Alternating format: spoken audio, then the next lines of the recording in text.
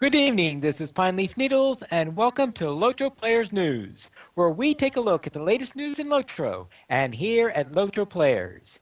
And tonight we have with us Draculetta, Greetings, everybody. Ethelros, Hey. Braxwolf, Hello, Lotro. Andang, Hey, everybody. and Sithrith. Hello. And today we have a great deal of news, so let us get started. And we'll begin with the Update 14 Executive Producer's Letter. Anding, I think you had a bit to say on this.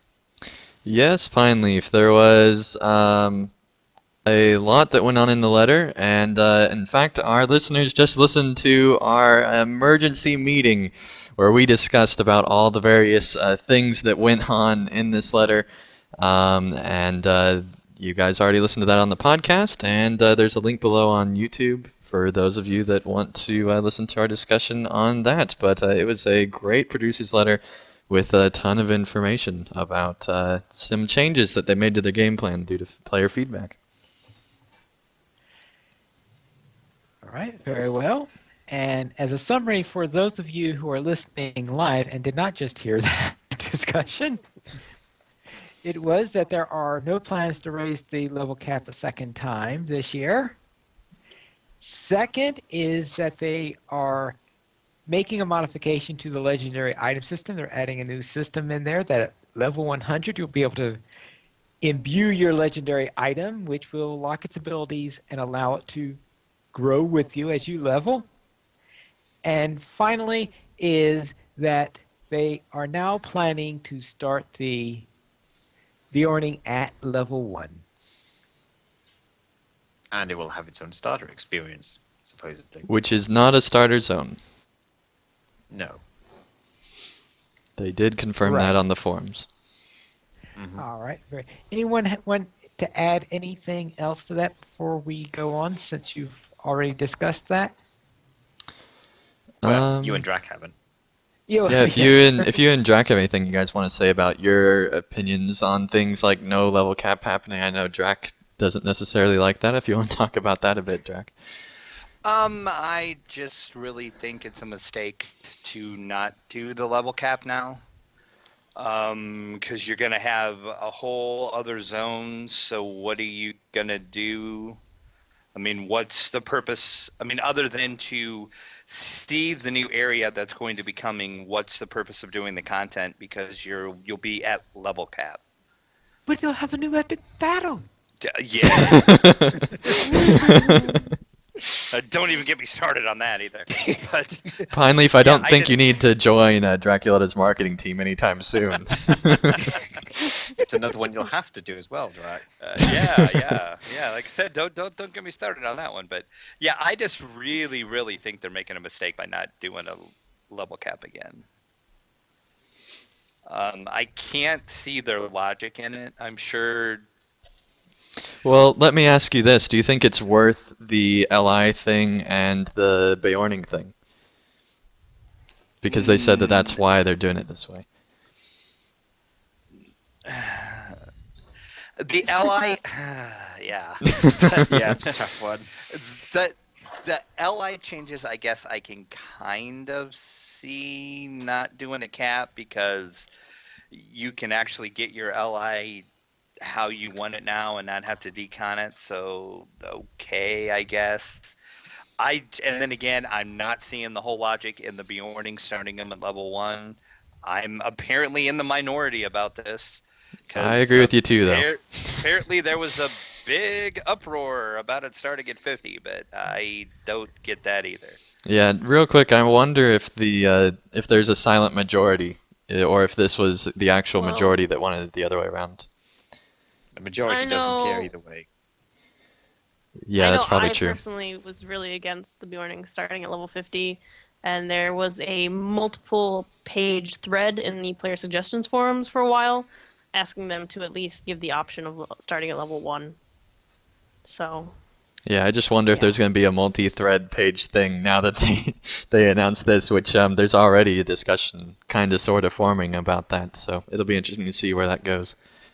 Well, I mean, the thing is, though, like, you can get, like, there's a way to get to level 50. There isn't a way to And- retroactively start at level 1. That's my biggest problem with them starting at level 1. Now, they're going to Yeah.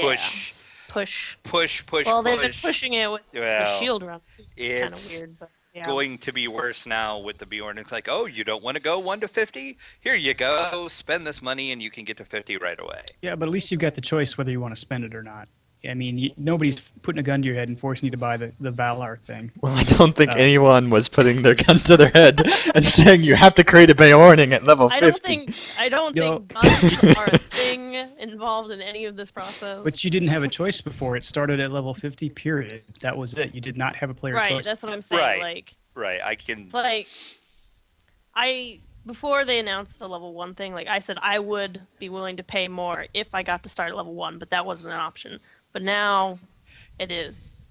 And I mean, I'm a big altaholic, and I'll be the first to admit that. But are you really, really, truly looking forward to grinding through 1 to 100 again? might do it. sure, I like leveling. I like Yeah. leveling through the old zones. Yeah, I some of my haven't favorite stuff is leveled. at the low levels. Pineleaf, I haven't- your vote doesn't necessarily count in this. Let's be honest. Yeah. I think you're in the minority here. You're not human. Wow. We're honest. Wow. But, yeah, I There's no haven't going Hey. back from that, leveled Athelros. from- That's some. I haven't leveled an alt from 1 to 100 in a long time, so when the Bjorning comes out, that's a great opportunity to do it. Well, seeing that they only raised the cap to 100, it's hard to say. Well, I mean, like, from 1 all the way to whatever the level cap is. Aside from my counting, which kind of, it was kind of rushing through the levels rather than going at my own pace. Well, Except for now. let me ask you guys this. Let's say at 120 or sometime later, because they did say they have more class ideas, they introduce another new class. Do you want to also have to level that class from 1 to 120 again? Assuming that they have another one? That's a long way. Because that's, like, it's just going to get longer and longer, and if they are going to, if the Beorning's a success, I'm sure they're going to look into creating more, so... I don't know, would you guys be interested at that point also doing this again, or? I'd be tempted to buy whatever the Valar is at that point, because I doubt they would leave it at 50. Yeah. I would be tempted. Alright. I Anything else, wouldn't be Pineleaf? tempted. I would probably just level at the beginning. Mm-hmm. So, what's your thoughts on all this then, Pineleaf? Since you weren't on that call with me either. I mean, what's your thoughts on the letter? Overall, I really like the LI change that they're considering. I could go either way concerning the decision on the level cap, and if the change to the Bjorning and the change in the LI system requires them not to have a level cap because they can only have developers one way or the other, I'd say don't worry about the level cap increase. Yeah, they did confirm that on the forums, just to be clear, that is why they did it this way, was so that they could actually have the time to do the other stuff as well. Yeah. And they are going to have an ultimate system of advancement for that update. Yeah, there is some new system that they're introducing as well, so... We will see what happens there.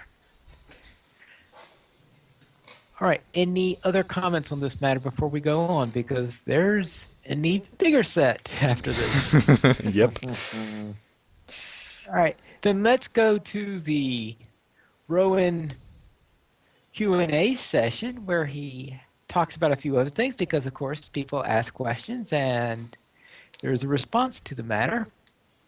And the first item on here was that the cancellation of the level cap increase for U15 allowed them to do the planned LI revamp and the other changes. So therefore, that's the first thing that we put on our list on our summary of the article. Ethros, you wrote this summary. Why don't you continue? Can I just say that Pineleaf missed like a really good transition point? He's usually so good with segues, but I mean, he could have just like, magically caused the conversation to go from there to this article, and it would have been great. But You know what else happened this week? A Q&A with Rowan.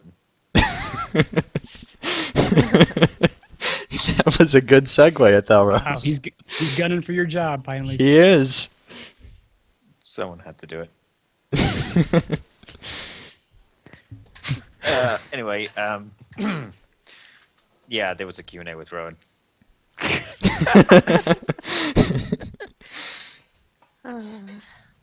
But About to yeah, there lose was his actually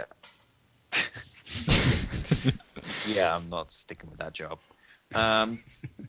There was actually quite a lot of info that came out of this Q&A, both with regards to how they're actually devoting the resources to various things, as we mentioned just now, and also what stuff they're planning ahead, especially for Update 15, which is coming this year. One of the big news is the Epic Story and the Epic Battle for Update 15 will be free to all players. So that's good that they're continuing the Epic being free. And surprisingly, the Epic Battle as well. Although the next point, which is that the Epic Battle is again within the Epic Story, as it was with Helm's Deep and Skirmishes in Mirkwood, is a thing since they are tied together. They would have to either both be paid for or both be free. Yeah, it'll be interesting to see if this next one will actually be more tied in with the story, especially with it being a different type, which I'm sure we'll get to later on. But it'll be interesting to see if it's more integrated to actually make sense. But I guess it doesn't matter as much since it's going to be free this time. The other news for the Epic Battle is that it's going to be consisting of retaking Pelargir, which is a city of Gondor on the edge of where their former territory is with Harad, and the Army of the Dead in an offensive Epic Battle, which is going to be very different from the other ones in that we're actually moving forward and taking objectives. I believe they also mentioned that this one there won't be a sort of time limit on it. So instead of with the other Epic Battles where you're sort of just biding your time, waiting for the battle to end on its own, you have to go through and do it yourself, and you're not pressed to rush or anything like that. You can go at your own pace. Yeah, and I talked with Drac a little bit about this earlier this week. So, Drac, my question for you. Does this give you hope for the Epic Battle system, and does it make you excited for it? I wouldn't go as far as to say hope. Hope is a very, very strong word, my friend. It's also a title of a good Star Wars movie. Yeah, we won't go there. So it's a new hope. I saw that movie. I saw it when it was called Star Wars. Anyway. So back to your hope, Drac. I'm cautiously optimistic. I'll put it that way. But still, that's impressive considering how much you hate the system. That Oh yeah, that- yeah. My hatred of the Epic Battle system is fairly well known at this point. So I definitely think an offensive Epic Battle might make me a little more interested in them if they don't screw it up. yeah, Can I presume you prefer offensive skirmishes to defensive ones? Yes, I do, actually. Yeah, I'm kind of the same way, so I'm hoping that that's going to make me like it a lot more. Even though I already like the other one, but yeah. Yeah, I think that Less condiment, please. I think with this being a free part of the Epic, this is really their, in my opinion, last chance to really convince players that the Epic Battle system is going to work. If they require the next ones, with Minas Tirith and stuff to cost money. I think that this is really their last chance to create a totally different type of Epic Battle and really convince players that they have been putting a ton of work into the system and are going to make it work for when we get to that big battle in the end. Not the title of Big Battles. I'm not getting it confused, Drac. Don't worry. Don't kill me.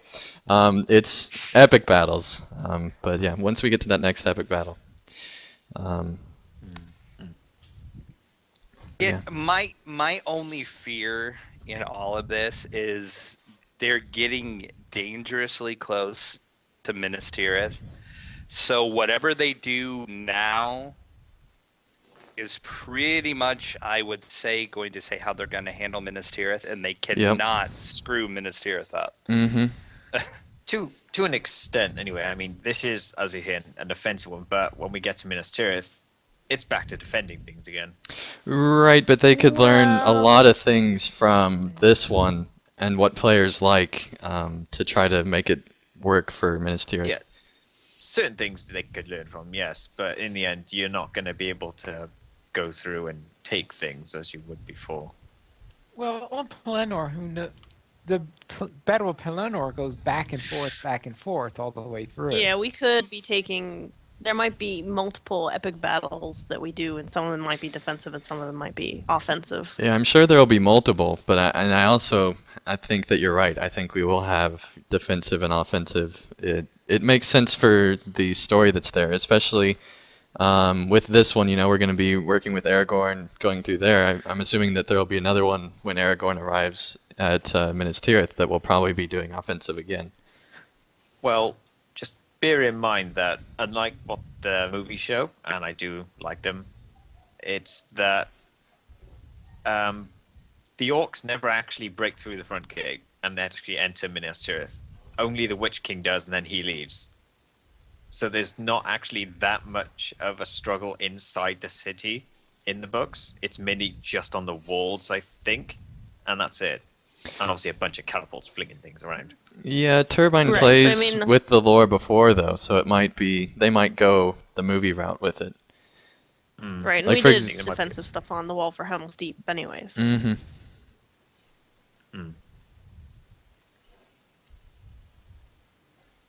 Damn it, I lost where I was.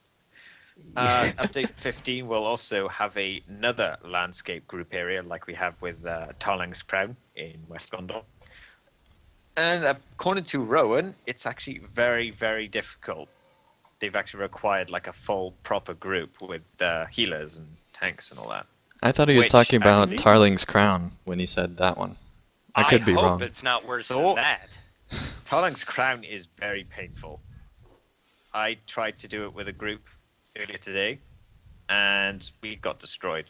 Like our group wasn't. I heard it's optimized because at all. the pulls are very odd and pull way too many They at once. respawned very quickly too, but I think the thing was they just did so much damage. These mobs, like even like we had champions with us, and you know they're usually fairly tanky, but they were just getting shredded by these guys.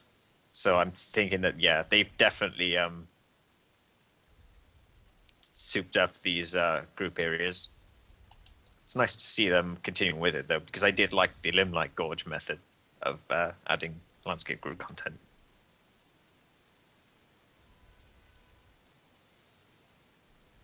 Okay then. Right. Then, yes, and they mentioned that you'll be combating the Haradrim in U15, which will be Yeah. a group we haven't met before. Or the half trolls, because I believe you mentioned those too. Which would be an Yes, interesting yeah, thing to and the look at. half What are they? trolls. Half of. Yeah, what's the other half?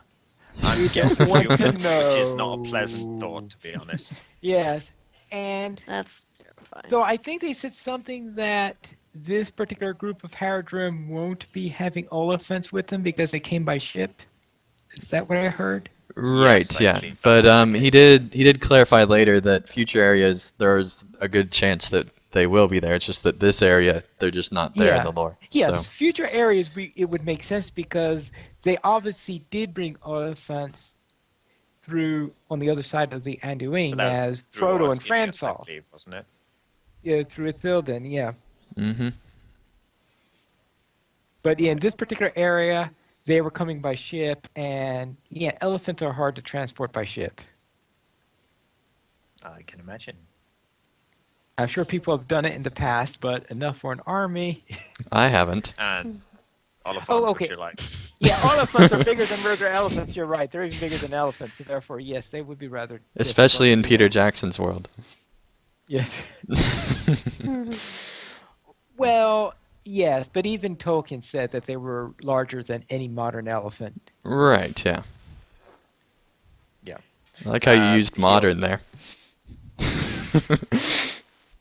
He also talked a bit about the Dead Marshes update, which is, I think you mentioned before, it's going to be a sort of an area where you'll look around and then take part in session plays of presumably Frodo, Sam, and Gollum, which I think is probably most similar to the if people have been in East Rohan with Amon Hen, you sort of look around and fight items that show you what happened. I suspect it's going to be something like that. So I'll Yeah. find like a bit of Lembus or something like that that tells the story, so to speak. Yeah, I'm very excited about this update. I actually was the one that asked the question about this, and I'm actually really excited about this. I know it's not that big of an update, but I think it's a great moment for LOTRO to really show what's going on with Frodo and Sam, and it might be one of our last until, near the end. And so I'm really looking forward to this update. I think Maid of Lions has a great opportunity here to really flesh some stuff out. So I'm excited. Right. Now they I also wonder else? if I Pine wonder Leaf. if we'll be able to see the black gates in the draw Or at least the distance. mountains of Mordor, yeah. That'd be That'll pretty nice to cool. see. Ooh, I that mean, might, apparently we are getting the Dawnless Day, so that's Yeah, Yes. that's going to be supposedly That's both gonna be in the Past of the Dead intense. and in Central Gondor as well. mm-hmm. So that's going to be fun. Yeah. all right. Anything else you wish to add concerning this? There was a kind of mini bombshell he dropped where he made it very much clear that the Beyonding will not be free to anyone. At any Well, time. No, we we were can't. expecting that. Well, they I never was actually expecting confirmed it at least. Well, they never confirmed for sure that VIPs wouldn't be getting a discount or for free or something like that. So I think I think that this is exactly how a lot of people expected it to go. But I think it's good that they're finally, setting it in stone how it's going to work. Yeah, at least Yeah. people know early. Mm-hmm. And I've been And- saving the turbine points for this.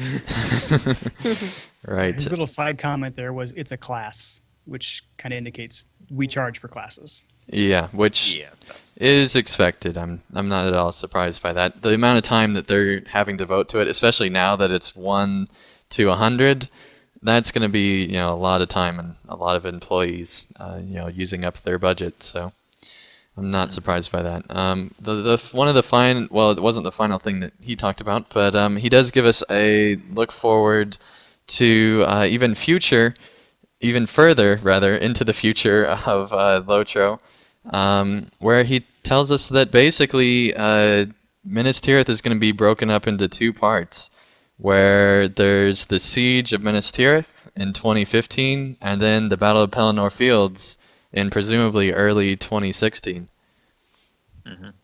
basically the first part of it will be the Siege of Gondor up until the Rohirrim arrive.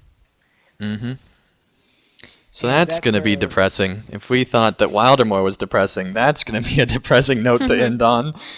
Well, that's how. Well, actually, that's a what hopeful Tolkien. one if Prob- you I hear- think though that they're going to end it at the same point where Tolkien does, Probably. with the crowing of the rooster. All right, Pineleaf, are you making the Corey Olsen-esque prediction, like Roak the Raven, but instead this time with the rooster, where there'll be the rooster popping up and talking to players? The rooster.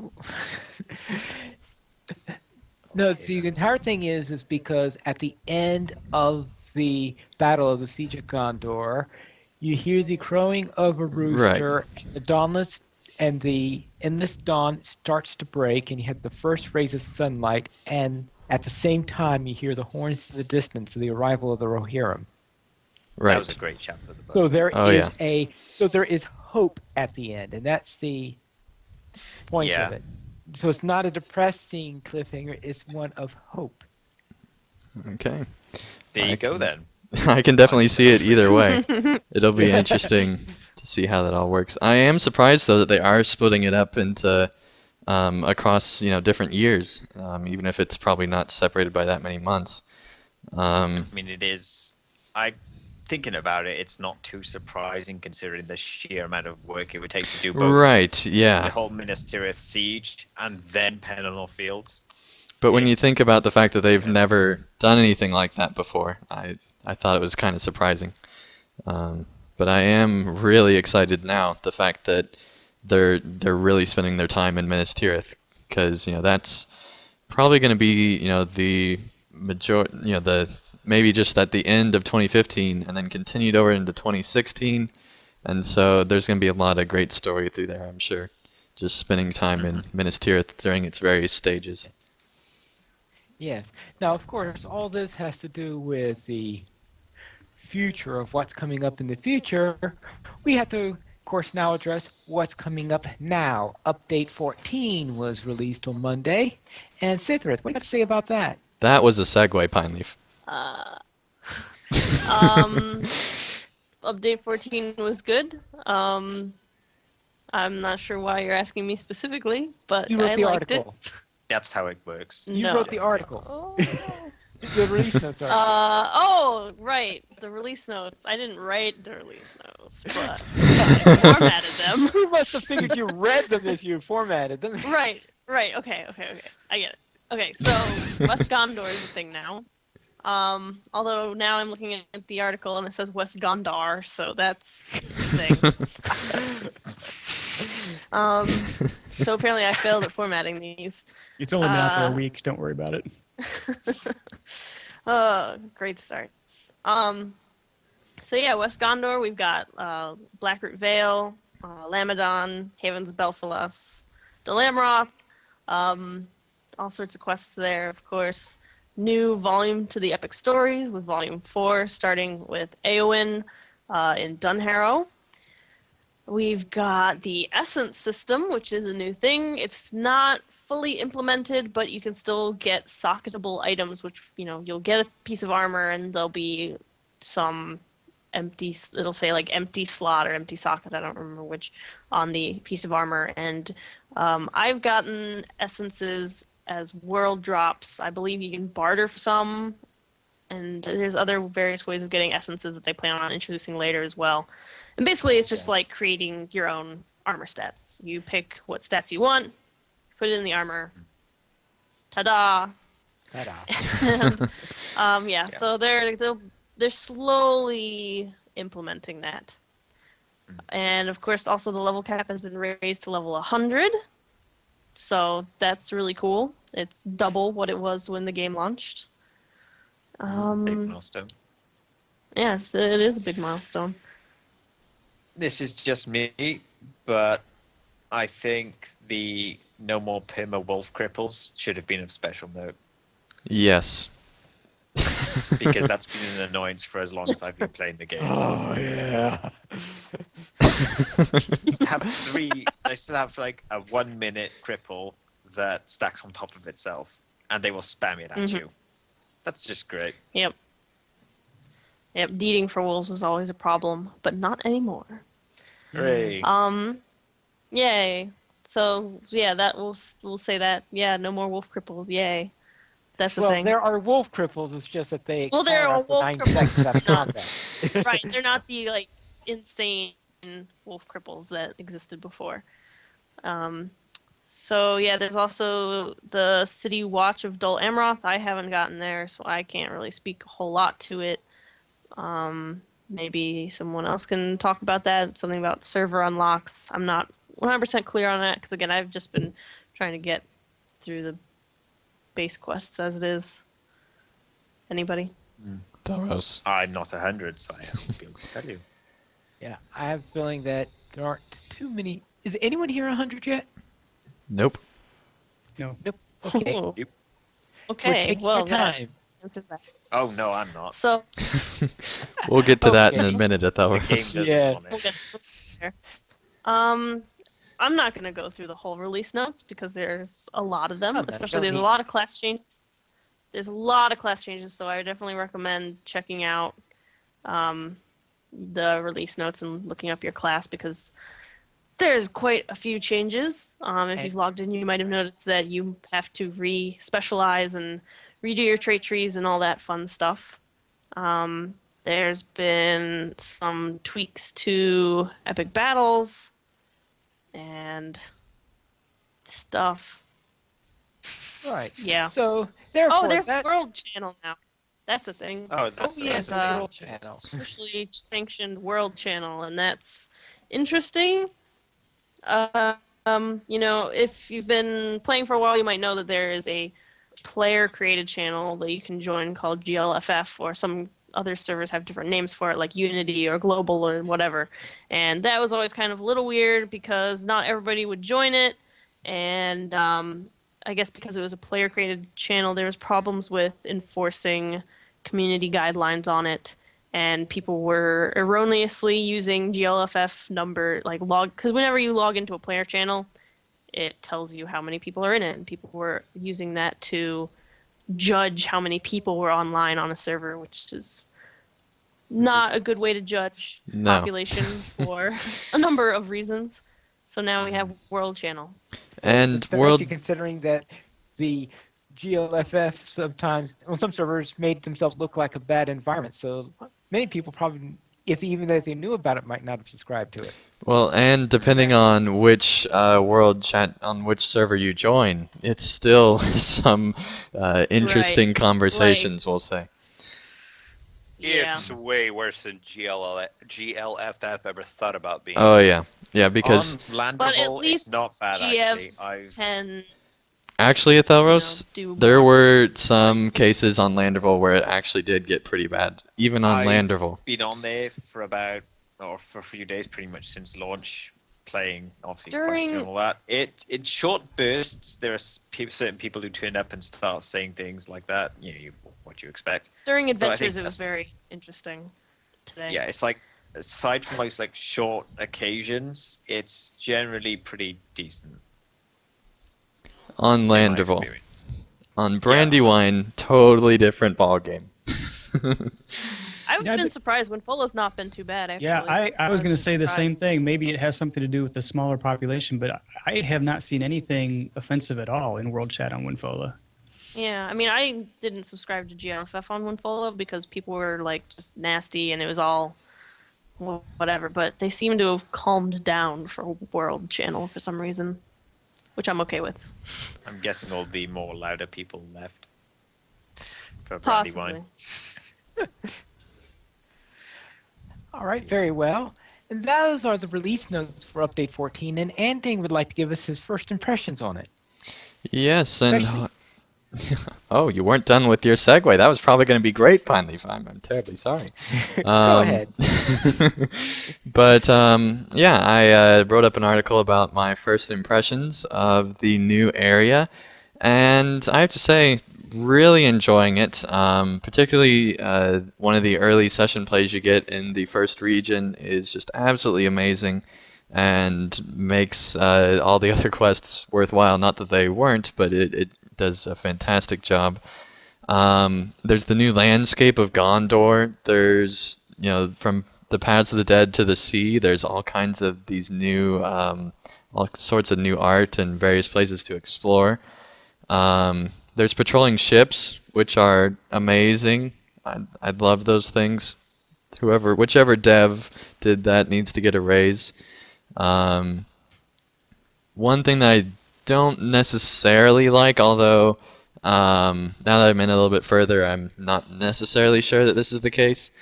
But I think that's kind of weird that we're once again entering into, the back door of Gondor essentially, and everything's going on at the front door, and we're kind of just stuck here going through Gondor, which I do like usually when it goes through like that with LOTRO, but I think they maybe went maybe a little bit too in depth with Rohan, and it'll be interesting to see what they do with Gondor. But Gondor has an advantage where it's not just this single conflict. It has all these various different enemies that are attacking from all these different angles. And so it does lend itself to a lot more interesting story, and so I think I can bear a little bit more. Taking a little bit more time to get to where we need to. Plus, they need it for the epic battles just to have development time for those. But Atharos, what were your initial thoughts of the new area? Well, at the moment, I've done pretty much all of the quests that I can do outside of the repeatable endgame. The landscape that I've been through is pretty much all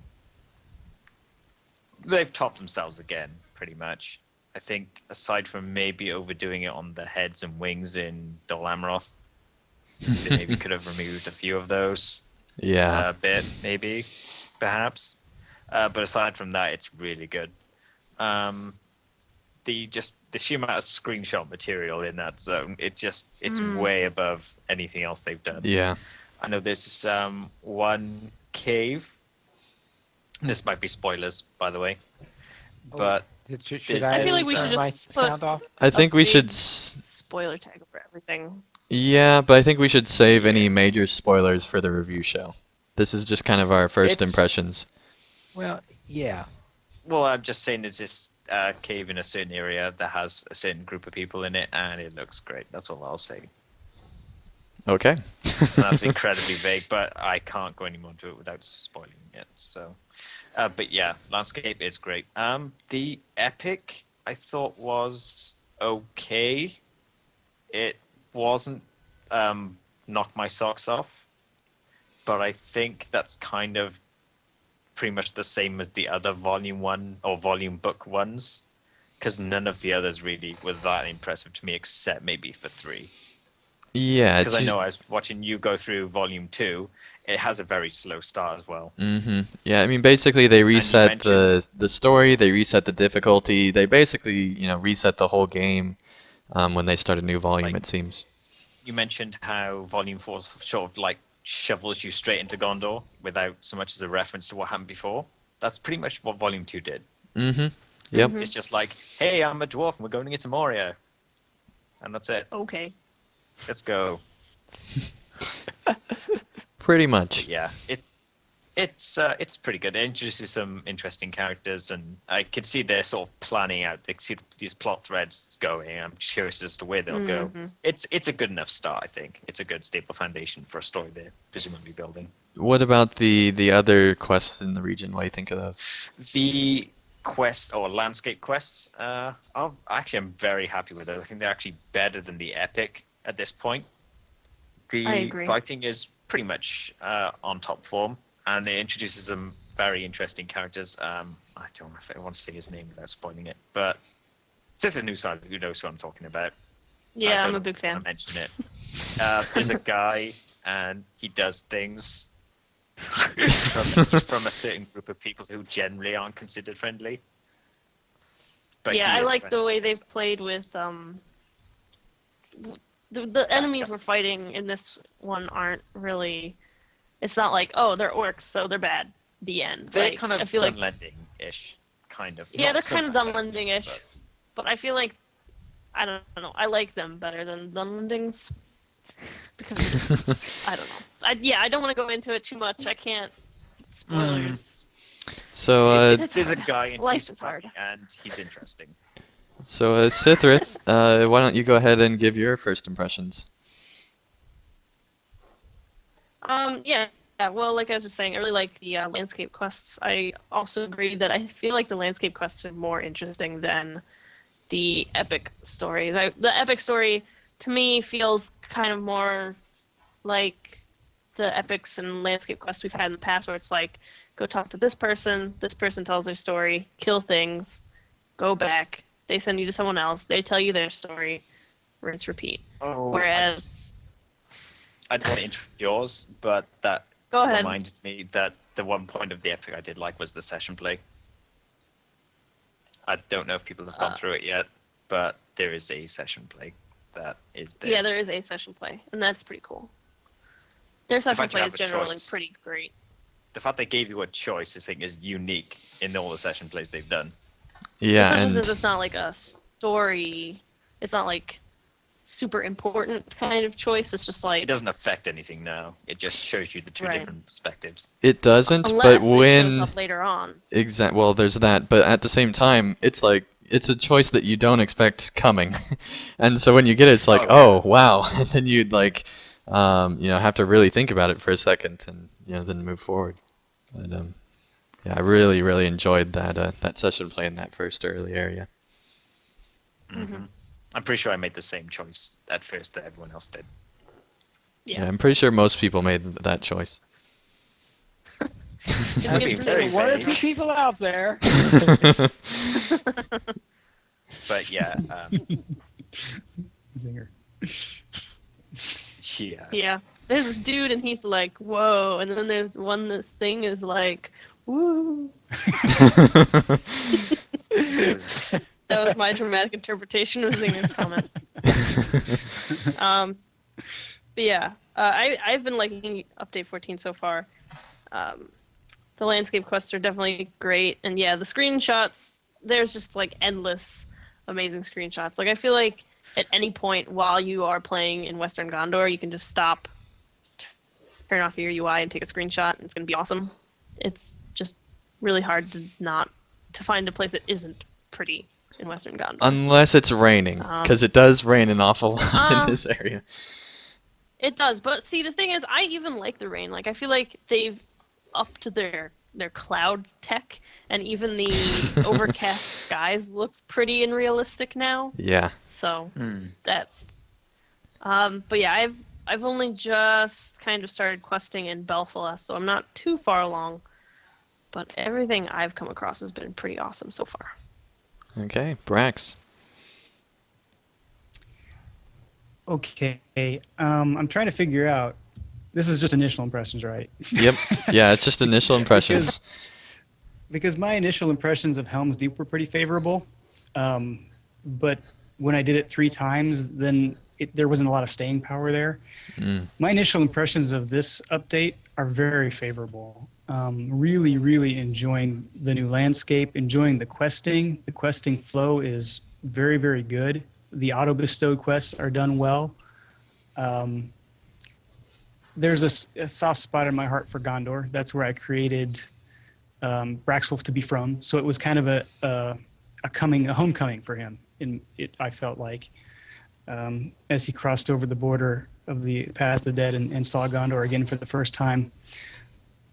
And I guess I'm trying to figure out. It feels to me, just the feeling, the play style of the new area feels a lot more like the old LOTRO to me. And I don't know exactly how to describe that to people, but it feels a lot more like the pre-Moria, pre-Rohan areas of LOTRO than those areas I just described. And I don't know if it's because there's less mounted combat or if it's just that I'm compelled so much more to explore again. I never really felt like exploring Rohan was all that interesting.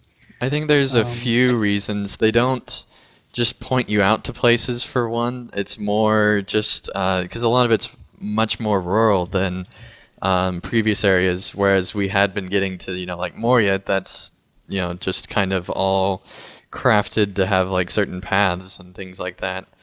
And this is much more open. Also, there's kind of like the difficulty reset, the story reset, where you're kind of just starting out things again, which we haven't done since before free to play. So that's it's been a long time. The difficulty is a good thing too, because I've seen other people that disagree, but I feel like the difficulty is higher once again.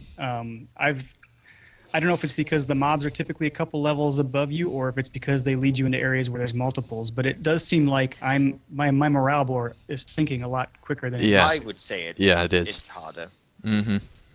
I think there's 2 main reasons that it might feel more like the older zones. I think the first is that it's a little more hub based than Helm's Deep was, because I think with Helm's Deep it's sort of like they give you one quest to go to a place and then you get all those. With this, it's more like a couple to maybe go to different parts, like a little bit away from each other. It's a bit more hub based than it was previously. I've also noticed that some of the quests specifically do not turn on the quest guide in the minimap. Exactly what I was going to say then. It encourages exploration more. And they also give you more quests at once, which is something they haven't done in a long time. Like I've noticed that I'm getting usually about 6, counting the bounties and things like that, about 6 quests at once, whereas normally it's like 3 or maybe even less than that, the amount that you get. So I think that plays a large role in it too. Yeah, I think they learned from doing their revamps, because I think those came after Helm's Deep, didn't they? I think. Yes. The new areas, yeah. Yeah, They were update 13. Yes. Mm-hmm. Yes. Yeah, I think they learned from that, because I remember the dev diaries mentioned that they I think the other thing was splitting up the gating so you can go to a different area and quest there without having to have gone to other ones first. Because I know when I went to a couple of enemy camps, I could walk straight in there with no like leading quest and do some quests there, like half a dozen of them or more. Right, that was a big problem with Rohan, where it was very linear to the point where you couldn't do things outside of that linear quest progression. Yeah. You had to follow the line. And I'm thinking that is well, both makes it feel more like the older zones and will hopefully also make it easier to go through on olds. I assume Drac can say more about that than I can, but yeah.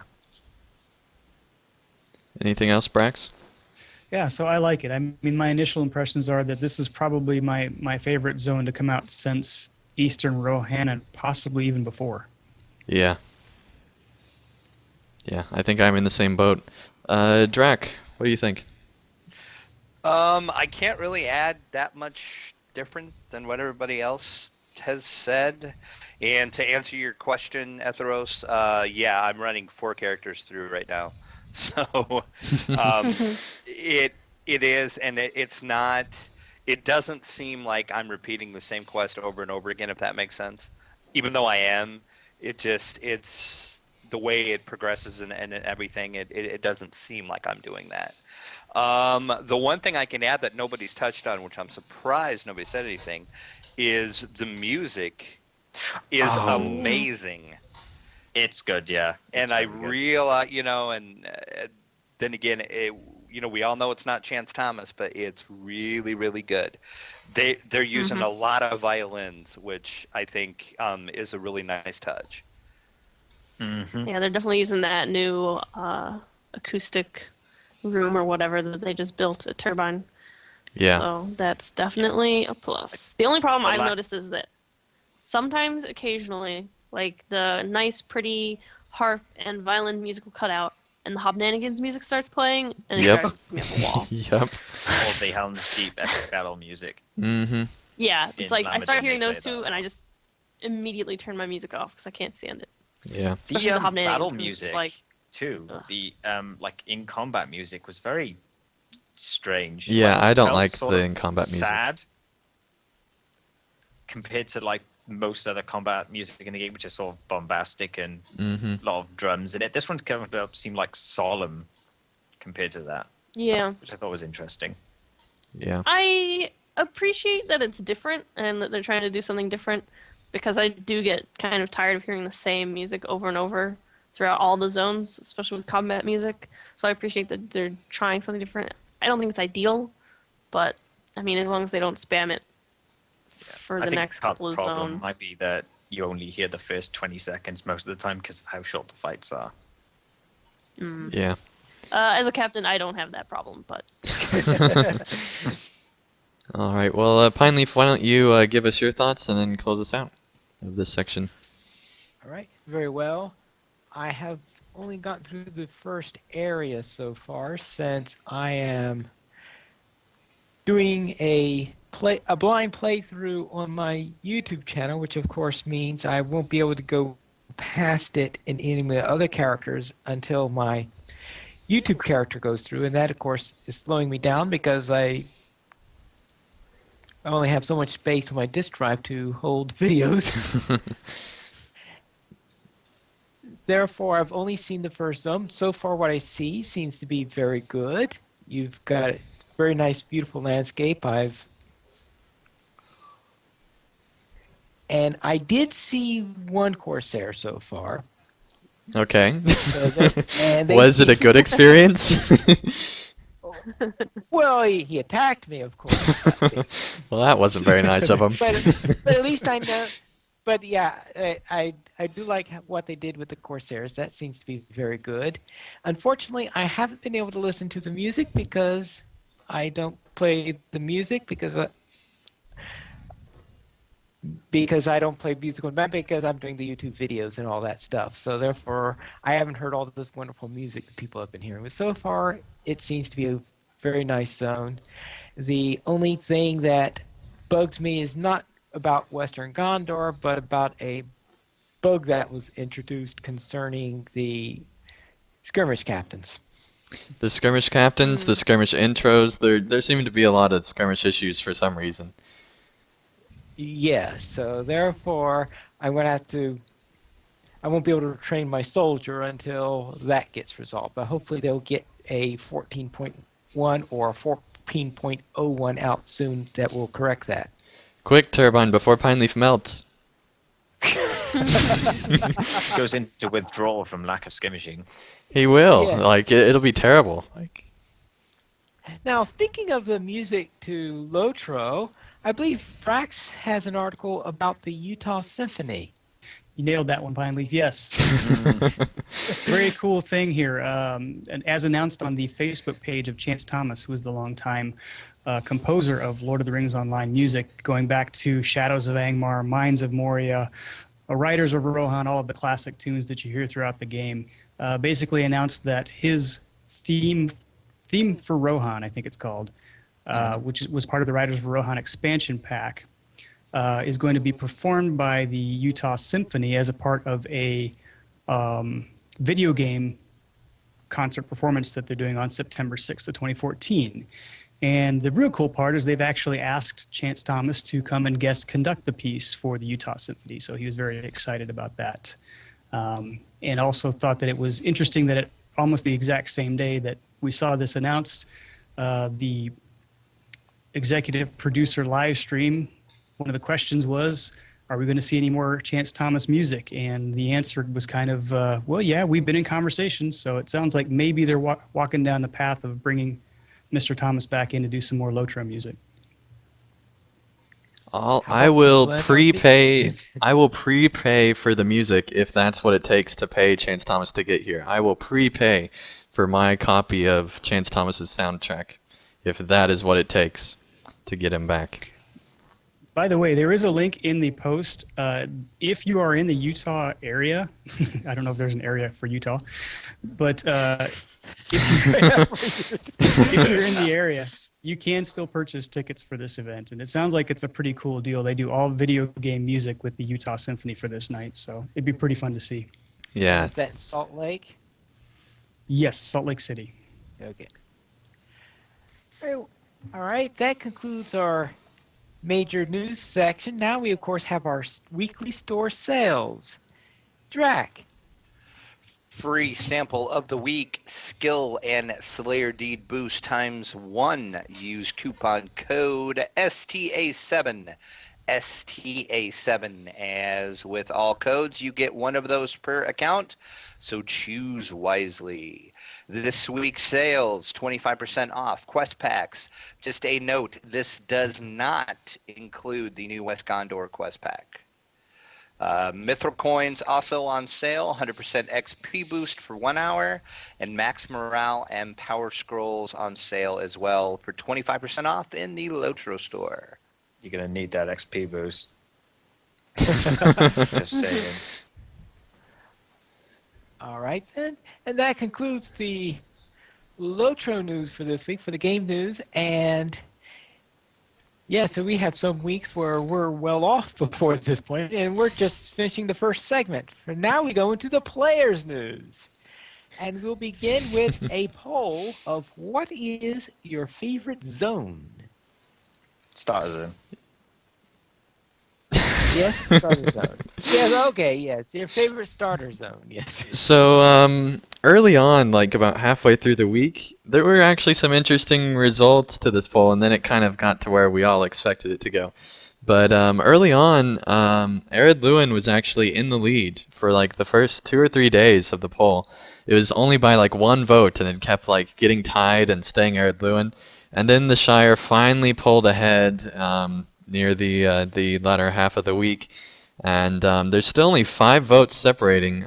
So the Shire has 87 and Arid Lewin has 83 for the favorite starter zone. Bree does come in at third, obviously because there's not any more starter zones. And 5 people actually said that they don't like any of the starter zones in Lotro, which kind of surprised me, but definitely understandable. But it was looking like that we were going to finally break every other poll that had been done for this, where it's always the Shire, but then the Shire pulled ahead near the end. Now, what's interesting here is that the Arid Luine has two opportunities because those who like, Mm, because you have both the elven and the dwarven area in yeah. there. So, I'm actually surprised that Evan Lewin has so many votes, considering that I was like, from what I understood, it was generally thought of as like the red-headed stepchild of the starter areas because it doesn't have that major lore connection of the Shire and Breland. But yeah, I'm surprised it's so popular. What are you trying to say about Yeah. dwarves, Ethelros? I don't know. Red-headed Saying that I stepdwarves. thought it was generally thought of as kind of Yeah, bland. yeah, it definitely is. But let's go around the horn here. What are your guys' favorite starter zones? For me, it's Bree, just because I create men and that's where they live. But what about the rest of you, Ethelros? I don't know. All right, well, I we'll. mean, Okay. yeah, move on till. Okay, we get back. Brax. Breland, just because that was where my first character came from, and it's got kind of that nostalgic feel. For Yeah, me. I'm the same way. Sithirth? Yeah, I play pretty much all humans when possible, so Breland also. Okay, does anyone not play human other than the three of us? We know Pineleaf doesn't Yep. usually. right, I'm usually on a hobbit. So I assume you like the Shire most. Of course. All right, and Ethelros, just to give you, the courtesy of coming back, what's your favorite? I'm gonna put you on the spot. Drac, you don't have to answer unless you want to. But Ethelros, what's your favorite zone? I can answer if he needs more time. Okay, Drac. Yeah, let him go. Let him go. Mine, of course, is Arid Lewin because I play elves most of the time. I have one non-elf, and that's a human. So I feel like really what this poll is kind of getting at is what race is your favorite? Yeah, Because that kind of kind of Yeah. is. Yeah, they're definitely connected. They're definitely connected. So Ethelros.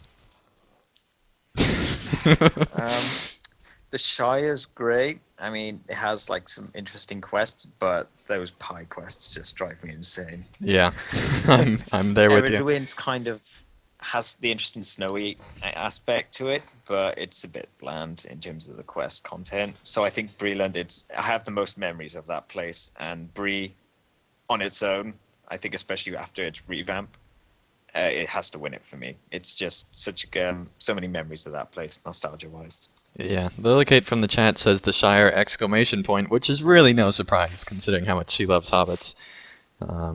But yeah, we actually had 248 votes in this poll, which is the most we've had in a long time, possibly the most we've ever had in a poll. So it seemed to be a pretty popular topic. Oh, by the way, I'm looking at it and it says 250. Oh, well, apparently Pineleaf and Pineleaf's all Mine voted. says 249.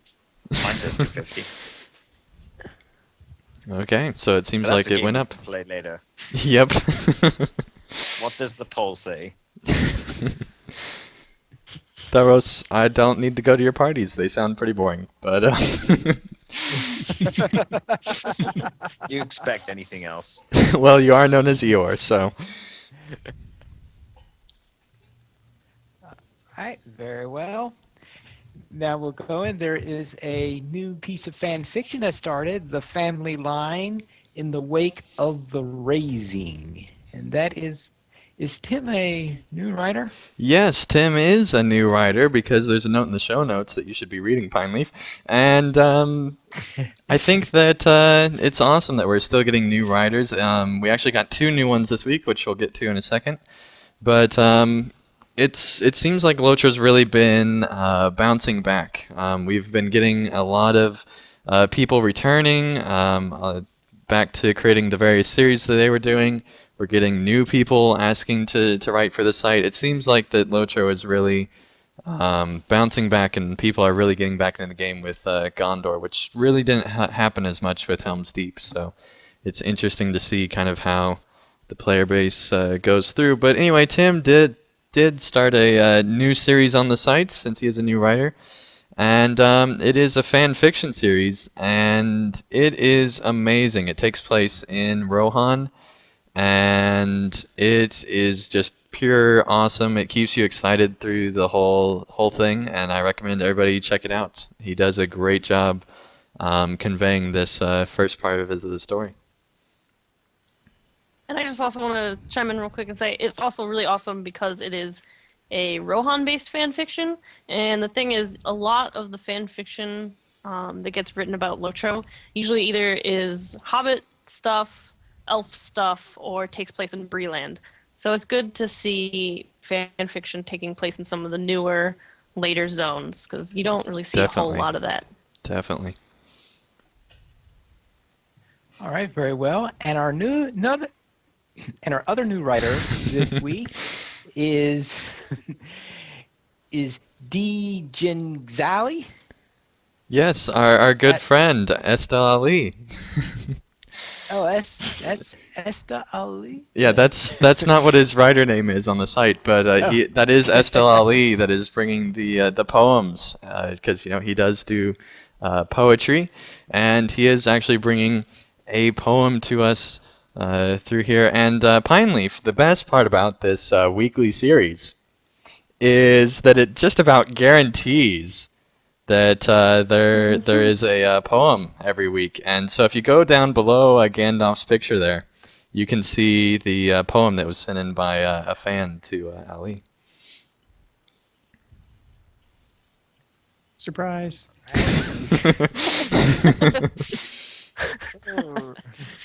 Happy birthday. You said down in the show notes? It's in the article for Lotro you mean that Poems, poem.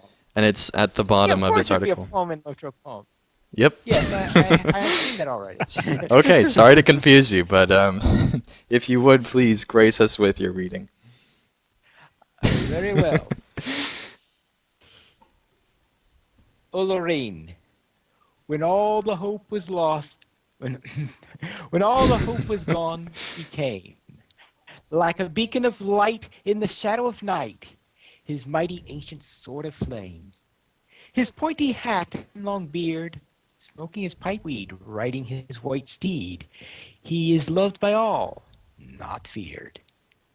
His humility was exemplary, and his grace a steward, a passenger, a wizard, a messenger. He wasn't a man, nor of velvish race. He walked with the mighty powers in west. His mission was high when the end was nigh. Fought the evil of Moria, he passed the test. Wandering the Middle Earth from Ithilien to Bree, telling his tales with a pint of ale, from arid Luine to the lonely mountain to dale. He cares for hobbits, elves, dwarves, and men free. Now in the land of Aman he walks once more, in company of Nienna, Manwë, and Varda, faded the power of Narya in Arda, a far green country beyond the white shore. Yay, Pine Leaf! Yay. And there is a email that is at the bottom of this article that you can send your poems in for Estelle Ali to go over, and there's a good chance Pine Leaf will probably read them. So feel free to send those in.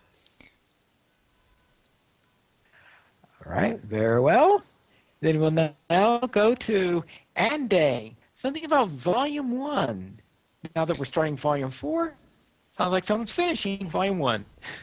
Yes, Pine Leaf, it took me a long time, but I'm finally out of the Volume 1 series that I was in for a year and 9 months. Basically, the majority of the time I've had my YouTube channel, I've been gradually grinding through Volume 1 of the epic story. And started out not really knowing anything about YouTube, microphones, anything really. And so you can just skip over the first 10 episodes. But after that, I start to learn a little bit about those things. And what was fun for me was seeing just how far that I progressed through the series, because it's been with my channel the whole time, and just doing something over and over and over again, eventually you get a little bit better each time, and it's been a lot of fun. I always forget just how good the epic story is, as is true with really any fantastic story. You forget the little details that really make the story awesome each time, and definitely enjoyed it through this time, and also decided to torture myself and go ahead and start Volume 2 because I'm crazy. But yeah, it was a lot of fun going through this. Volume 1 was quite an adventure. So, how did the adventurers Oh, of wow. Player's Adventures do? That was a segue. Um, we had a lot of fun. We actually beat Heligrod Pineleaf. I thought for sure we'd fail. But we actually I did. certainly thought so. Yeah, we actually did defeat the dragon. It took a few attempts, to be fair, but we did eventually bring it down. We did have Jack at 95, but we don't need to mention that, so I'll We just didn't edit have that out later. 24 people there. Well, that's true, and Last so. instance of it's the last instance of Shadows of Angmar too.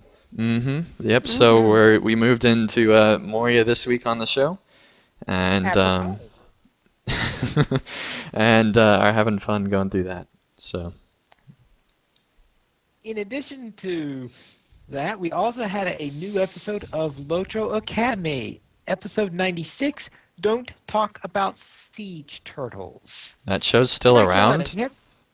Yes. Dracula, you have any comments on that? I see, but now you're going to cut out because you mentioned siege turtles. If anybody listened to the episode, you don't talk about it because your internet connection. Exactly, Pineleaf. You cursed the show. Come on. Should have talked about battle lobsters. Battle lobsters. Maybe we should just create a new show that is Battle Lobsters versus Siege Turtles. I bet that our site would be a lot more popular if we did that, but I don't know. I don't know if we actually want to do that or not, though. Yeah, The loser gets made into soup. Wow. This Hey. this is really starting to become a show. Okay. The stakes get higher. Very well. I think that's enough Literally of that. and figuratively. Yeah, Brax, I heard that you made it back to Gondor. Yes, in fact, I did, and so did my character. So it was really the perfect time to bring back the Letters from the West fan fiction series that I do very sporadically.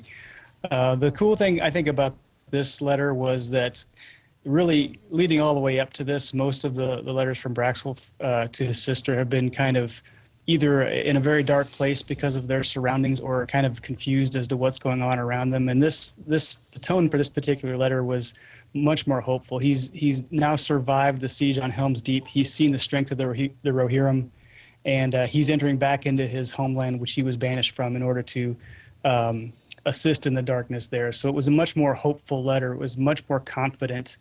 Really, the only thing that he's still confused about is why everybody's so worried about these two hobbits that wandered off in the woods. So give that a read and let me know what you think. I really enjoy putting those out there every once in a while, and was inspired to do so with the new area. So Awesome. So yeah. hopeful, then he gets to go to the Dead Marshes. he doesn't know that yet. All right, very well. And Lily Kate posted an article about an upcoming music festival on Crick Hollow, Shirefest, which will be August 15th through 17th, 2014. And there will be plenty of music there, that's guaranteed. And in fact, the orchestra that Lily Kate conducts is going to be there. Awesome. So at least there's some semblance of, I can't remember where, but I don't know if we got enough for 24, but we should have a good 14 or 13 there at least. So it's a nice sized group, even when we're half strength. Since, of course, we had to all go there and get characters on Crick Hollow. And of course, if music isn't the only thing you care about, there's also a Storytellers Festival, which is going to be Saturday, September 13th at 4 p.m. server time, where artists are going to compete for the best poems, ballads, or spooky story. And that'll be done by the Windy Acres Ranch. And the Windy Acres Ranch is, of course, on Landreval. Pine Leaf, are you going to voice all of these stories? I'm not too sure we've got time for that. I was just curious. That'd be a great stream. Right? Very well. And Lily Kate being busy and posting articles. Also, Lily Kate's landscape tours, Dole Amroth to Morlad. And that, of course, is in Gondor. So she did a 10-minute video, where she takes you from Dol Amroth all the way up to Morlad. Yeah, this reminded me a lot of back with the CSTM videos, back when they'd start somewhere in the landscape and go somewhere else, and it was really cool seeing this video because it reminded me so much of that, and it was awesome. Their revamp one. That was Oh, the most yeah. familiar one to me. Yeah, that was the most viewed one, if I remember right. Like, people absolutely loved that video. That'd actually probably be something good for video highlights. Thanks for bringing that up, Atharos. Hooray. Yeah. Very well. Now, Cithrus, you brought not one but two outfits this week. So what are they? Well, yes, I did two outfits. The first one is called Rambler, and it's because it was requested that I do a kind of non-combat but not dressy outfit. And so this outfit's kind of for just traveling around, town, like going to towns and stuff. So it's kind of just a very plain leather and cloth outfit. It's got the adventurer's hat, also known as the cowboy hat by some. And yeah, it's just kind of a very basic outfit. And I like this outfit because in the video I have the campaign backpack on, but it's a great outfit that you can customize because there's so many different kind of specialization specific backpacks available at Lolly's Market and the LOTRO store and stuff. So like if you have a traveling cook, you can use the cook's trappings or whatever. And so it's pretty easy to customize that. And the other outfit is the Scout of Western Gondor, which is fitting because Western Gondor got released this week. And actually, there is a title. You can get the title Scout of West Gondor in game, which I didn't know until after I released this outfit. So you can wear this outfit and have the matching title. So that's cool. And that outfit uses some shoulder guards that you can get as a quest reward in the epics, like one of the first couple of quests, and it's got the Tree of Gondor sigil on the shoulders, and it uses the black and white colors of Gondor. So yeah, you can be a traveling person, or you can be a Gondorian scout this week. All right, thank you very much. And then apparently, Cithrith is not the only one getting into cosmetics this week, because Lily Kate started a series in which she is showing you every variation of some of the easily attainable outfits. In this case, this week she worked on the let's make sure, the common long-sleeved dress, which is purchasable at an outfitter. So it's very easy to get this outfit. And she shows it in all the various colors. I love being able to just look at all the various ones at the same time. It's just, Yes. it's pretty cool. Yeah, so she starts out with an overlay showing all the various items all in a row, and then she shows them individually in a video so that you can see how each of them looks at a larger size. And then, of course, the favorites of both hers and for her daughters are shown in separate pictures in addition to this. So how they chose to do it. And sure, they're not dressed, but they also have some highlights that they are adding to it in addition. For example, Lily Kate is carrying a basket of eggs in hers, and Lizzie Rose is carrying a basket of apples. While we're talking about cosmetics quickly before we move on, I just want to point out that the number of wardrobe slots has actually been expanded from 150 to 200. with update 14. Yeah. So if you are like me and are always in need of wardrobe slots, that is available now. There's no wardrobe sale on right now, but if you are really, really dying for wardrobe slots, the maximum is now 200.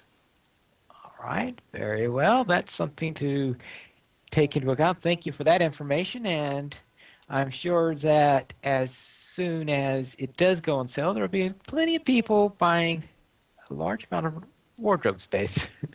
Mm-hmm. Very well. Now that takes care of the players' news, so it's time to go into Brax's pick of the week. This is not a cosmetics post. It's actually the exact Darn. opposite. Good start. Yeah. SuperdataResearch.com put something out on July 17th called the U.S. Digital Games Market Update, June of 2014. And crux of it was really talking mostly about the revenue for online games of subscription versus microtransactions, which we typically read as subscription versus free to play. And the conclusion that they kind of come to with a lot of their fancy charts and graphs here are that subscription revenues for online games are steadily declining and have been since pretty much 2010 or so, while microtransaction has remained relatively flat, pretty much the same.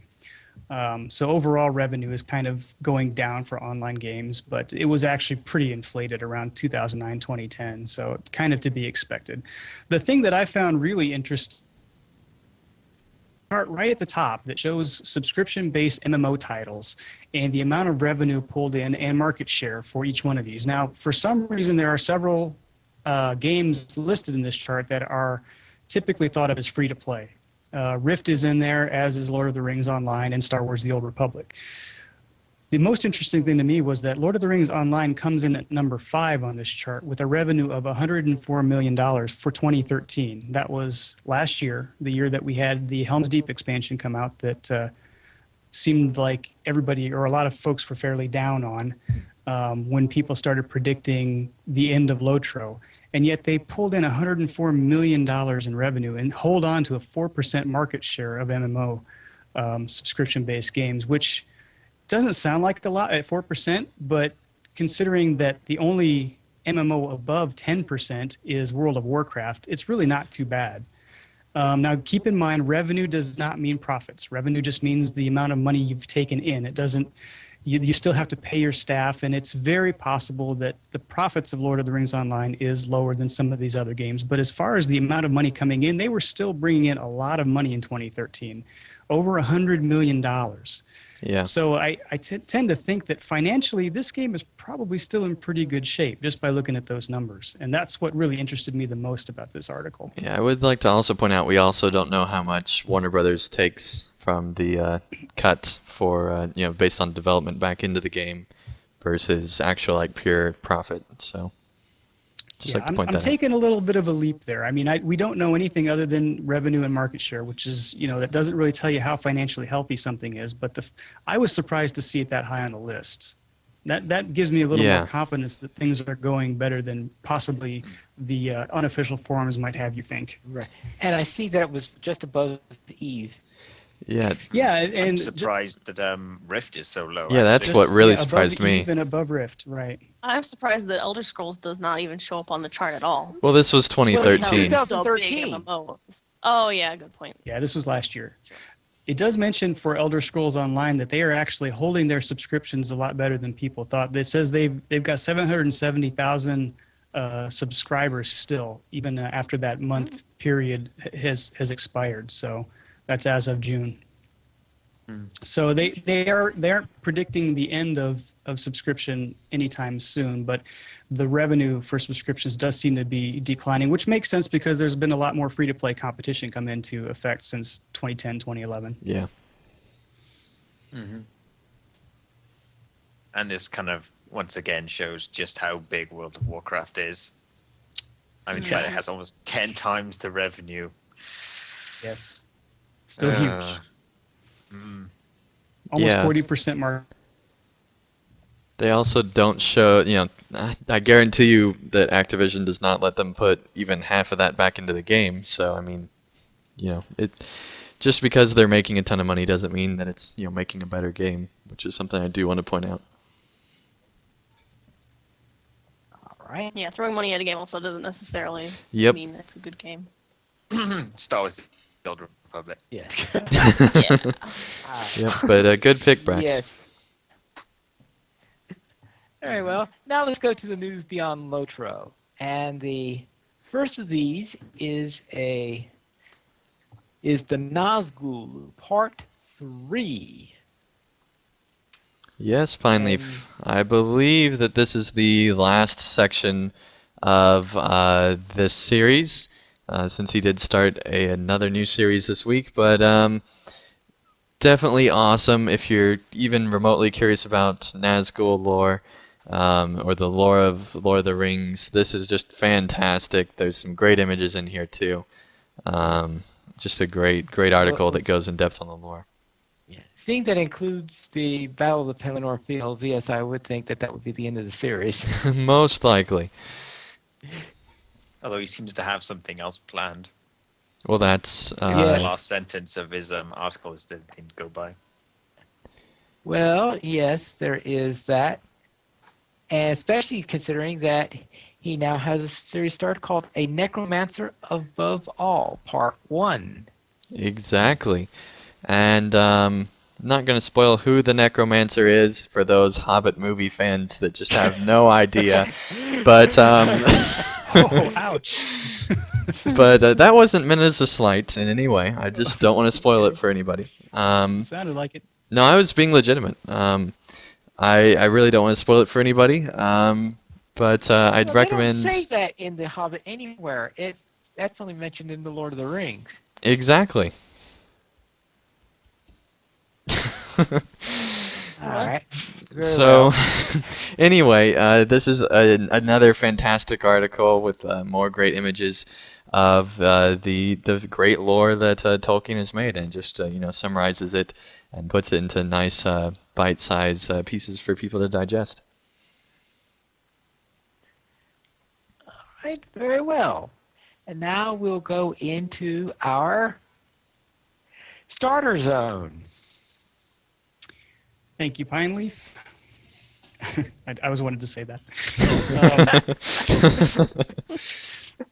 Today we're going to be talking about CC in the starter zone. So for those of you who have just started playing the game and have made it this far into the podcast, congratulations. We have something for you. CC stands for crowd control. And basically what it is it's a way for your character to control the battlefield, so to speak. So you can stop the enemy from doing something, and it comes in several different flavors. So one of the ways that you can control them is through dazes or mezzes. This might be something that you hear on the forums. And basically when you daze a mob, it means they can't move or attack, but any damage will break them out of that mezz. So you might be able to stun them temporarily, but if somebody accidentally hits them in your fellowship, or if you accidentally hit them with an AoE attack, that's area of effect, that will break them out of the mezz. A stun is something that means a mob cannot move or attack. Damage will not break it. It tends to be a lot shorter than a mezz. Mezzes can last up to 60 seconds, especially if you're using a lore master traded correctly. A knockdown is a stun that can't be broken out of with potions. And this is in relation to if you get knocked down. And I guess if mobs get knocked down, that means they can't break out of it for any reason at all either. I know that the hunter traded yellow, or has a skill in the yellow line called Tripwire that is a knockdown, and it works on just about every mob. I've been really surprised by how many big bosses that the knockdown Tripwire works on. And it's pretty cool. It doesn't last very long, but they can't do anything when they're in the knockdown state. There's a thing called a root, and in a root you can basically stick a mob in place so that they can't move around and they can't come at you and they can't come at your fellowship, but they can still attack you with ranged attacks. So roots are good for if you've got a mob that you know is melee and you want to stick them in one place and move away from them and take care of somebody else. And then there is the fear. The fear is something where you scare a mob into running away for a certain period of time, and they can't attack you, obviously, because they're very scared. For hunters, this is the Bard's Arrow is a good example of a fear that you can put on a mob. So these are all terms that you might hear, and they sound very interchangeable. I know for myself, I usually interchange mezzes and stuns all the time and don't even realize it. But there are subtle differences between some of these ways that you can control a mob. As far as crowd control classes in LOTRO go, probably the best one is the Lore Master. It has the most different types of crowd control skills. And besides being a kind of a power supplier to fellowships and groups, they are known for their crowd control and ability to debuff as well. But a lot of crowd control goes into the Lore Master. Burglars have a few crowd control stuns and mezzes. And I found that the Hunter, when traded on the yellow line, actually does a pretty good job of crowd control too, because of the traps that they're given. Yeah, Champion in Yellow Line also does a ton of crowd control.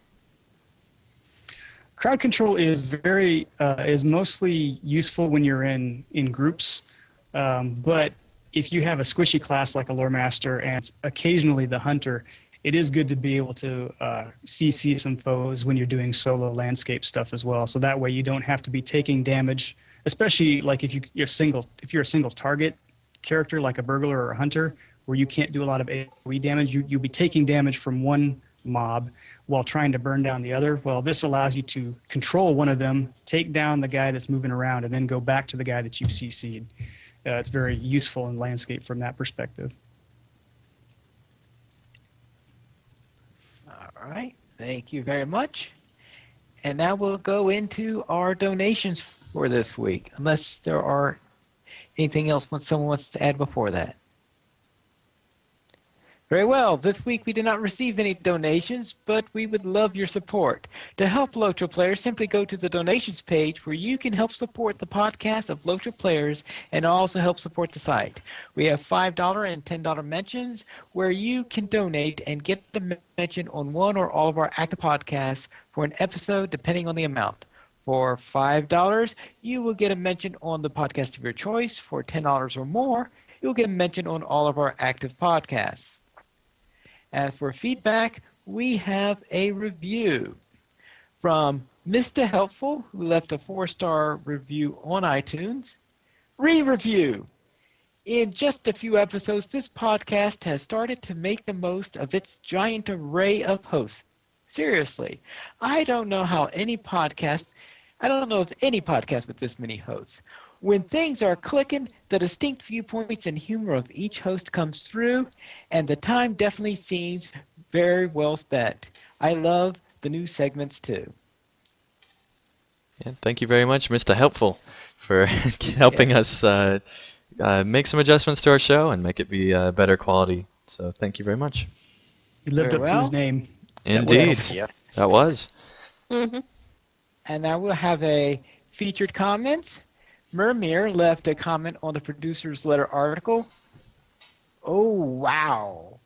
So, only 5 to 6 years after releasing legendary items, you add the kind of functionality people were expecting from day one. Good job. Slight hint of sarcasm. It's a light hit there. Yeah. At the very least, in Pineleaf's voice, there was sarcasm. Tiny Bell left a comment on the producer's letter article. Well, I don't think that will make everybody happy, but I am liking the no more level cap increase and leveling legendaries.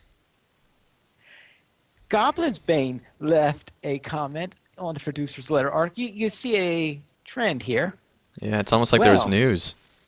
Yes. Well, without level cap rise, there is, in my opinion, no point to release Central Gondor Pelagear this year. What for region full of empty XP and gear that is not better when in previous regions? The Ornings and Bree? Huh. It makes that class even more stupid idea than it was. Only LI decision is good, but it should be done from level 50. So it is still a half-baked solution introduced many years too late. Huge disappointment, stupid decisions, don't count on my money turbine for a long time. So Wow. this is obviously a comment that really didn't like the changes with the producer's letter, and I think that with Turbine changing things to go towards what they think the majority of players want, they might have also offended other players in the process. And so that's kind of my thing is that, there's, well, a lot of people don't complain unless there's something wrong. They don't go to the forums and give feedback unless there's something wrong usually. So just my kind of 2 cents I on don't this one. understand that. I don't understand the too late argument. If they're making changes for the better, what does it matter whether it's too late? If you're still playing the Too game, late for it's gonna them. it's gonna I benefit you, right? suppose. He wanted it to be done at level 50. No, I understand. I Well, understand we what have they all- want. Just talking about but- the but- LI solution as just turning up as it is. Basically, I as a think whole. he just has a frustration that I can't say we all have because there are some people that do like the LA system. It's broke. It's been broken forever. It needed this fix.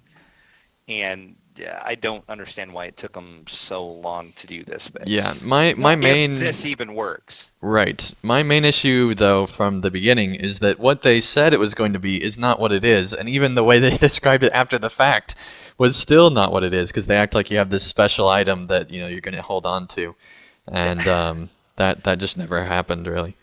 That's never been a thing. Hmm. That's because, and I know this will never happen, but if they were going to do a change to the LI system, I think they just needed to completely wipe it out and start from scratch. I think the inherent system is so screwed up as it is now. I don't think there's going to be anything that's going to fix it. Yeah, I do think Then that on the these flip change. side, I think it's too embedded into the game now, and the amount Mhm. of resources it would take to rebuild from scratch would probably be too much. Well, I mean, Yeah. people didn't think they would be changing the classes as much as they did. I mean, the class system was deeply, obviously rooted in the game, and they totally revamped that. That's And true. how long that took them, and the amount of stuff. Yeah, but they did do it. So Right, but I just understand. I understand not liking the system, but I don't understand why people are upset that it's too late. If you're gonna do it now. Do it sometime. Do it when you can do it. Do it. You Yeah. know, Late, And- I Just do it. understand. Yeah, too late is a different thing. yep. Yes. Now, Frameless left a comment on the producer's letter article.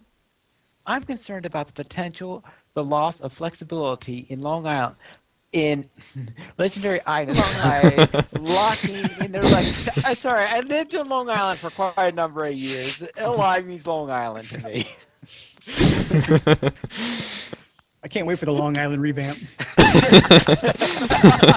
I'm sure that came too late too. If the developers make changes to class skills, traits, or the legacies themselves, which is happening a lot in this very update, we'll be stuck with the legacies we have. If another legacy becomes more desirable, it sounds like we'll have to start all over again, just like we always have.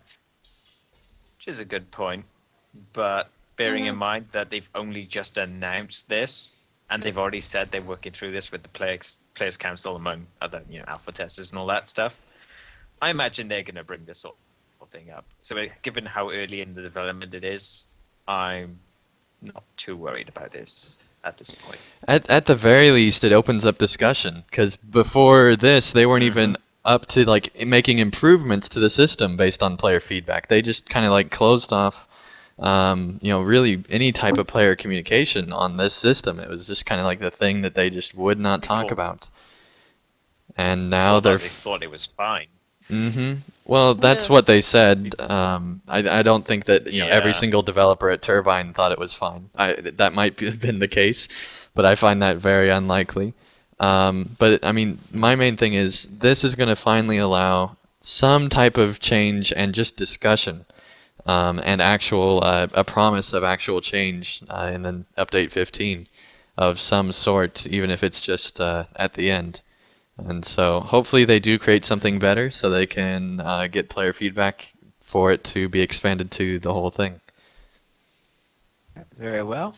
And finally, Rabbit's Starkfoot left a comment on the article is, I wish they were raising the level cap. I think with the changes to legendary items, there really shouldn't be a problem with leveling up again in a few months since a lot of people were not looking forward to grinding new legendary items. Oh well, I'm excited to see how this plays out. Now, of course, in this case, this is my own comment now. In this case, of course, we said that if they raised the level cap, they wouldn't have time to do the legendary item change. Yep. But I mean, even leaving that aside, I mean, look at this whole endgame thing they have with Dol Amroth with the new gear sets and all that stuff. If they raise the level cap in 3 months, which is presumably when the next update's going to be out, it's going to be completely pointless having done that. It'll be a complete People waste are of gonna time, and a lot complain. of people won't even gotten close to completing And it. that's why even just once a year, I don't even work for gear, just because I don't see the point, especially with no, instances or things like that coming along. And so, yeah, I definitely see that point. Very well. Even though we had a huge number of comments to that article, we did not receive any emails. But if you would like to email us, you could email us at lotroplayers.mymiddleearth@gmail.com. You can also follow us on Twitter, LotroPlayers at LotroPlayers, Andang at PVMP_Andang, Braxwolf at Braxwolf, Sithrith at Sithrith, Draculetta at Draculetta_72, Etheros at Etheros, Lilykate at LilyKateBuggins, Mystery at MysteryXOX, and Pineleaf at Pineleaf Needles. You could join us live every week on Saturday. Lotro Players Adventures goes live every Saturday at 5 p.m. server time, and Lotro Players News goes live every Saturday at 8:30 p.m. server time. And yes, we are live again. Yay! You could join us by going to lotroplayers.com/live and be sure to join us in the YouTube chat. Thank you for watching. That is all for tonight. And until next time, this is Pineleaf Needles reminding you to skirmish responsibly.